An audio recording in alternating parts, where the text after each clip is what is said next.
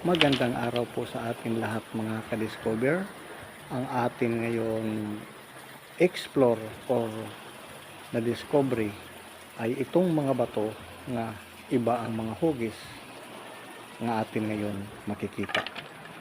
Bago tayo magpapatuloy, shout out po sa lahat ng mga subscribers, viewers. Sana nasa mabuti po kayong kalagayan.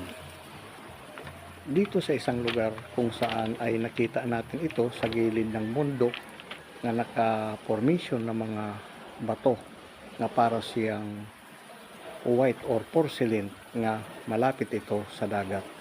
Ngunit kung titingnan natin itong lugar ay gilid ng bundok at ito ay nag-bar down at nakita itong mga hugis na kakaiba na mga hugis siyang parang dinosaur or crocodile or ano pa, parang mga dragons. Ngunit kung atin titingnan isa-isa ay may mga hugis siya na kakaiba ang shape. Katulad nito ay isa ito para siyang ulo ng dragon na how many years ang nakakalipas ay ito kaya ay na porcelain dahil sa pag-init ng temperature or pagputok daw ng mga bulkan ay ito sila ay na preserve or na nagawa silang para sila porcelain na sa katagalan ng ilang years.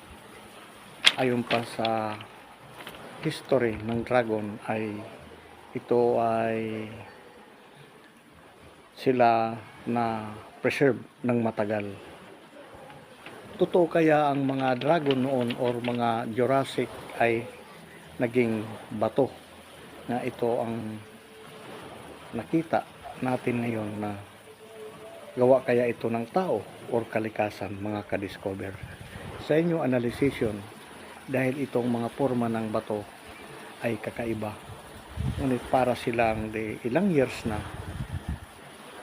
1,000 years na na-preserve ito sa ilalim ng lupa at nakita lang ng maglakas ang ulan at sila ay lumutang or nabar down yung lupa sa ilalim.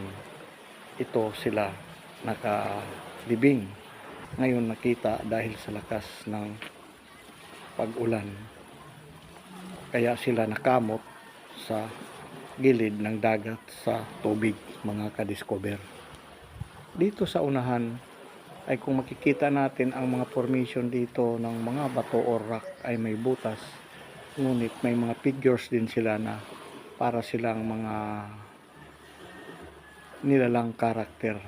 Ito para naman siyang turtles na nakaturo doon sa dragon na hugis na bato, ngunit meron siyang mga mata or butas nga ito kaya ay na porcelain kaya ito sa mahabang panahon or sa tagal ng panahon nga ilang years na posible nga totoo kaya itong history na ng pagputok daw ng bulkan ay ang mga dinosaur or dragon ay sila'y namatay or na preserve ng ito ngayon ay mayroon mga karakter or hugis na posible nga ito sila ay naging bato, yung mga dragon noon or Jurassic sa makalipas ang mahabang panahon.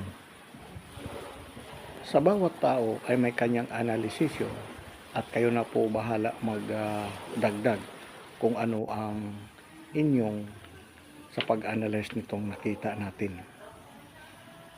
Ngunit ito lamang ay partial analyzation na atin ngayon nakita ng mga bato na iba-iba ang hugis. Totoo ba ito o hindi? Totoo itong mga nakita. At dahil nga sa ito ay natagpuan natin sa isang lugar kung saan dito ngayon ay nakalagay lang sila sa gilid ng bundok malapit sa dagat.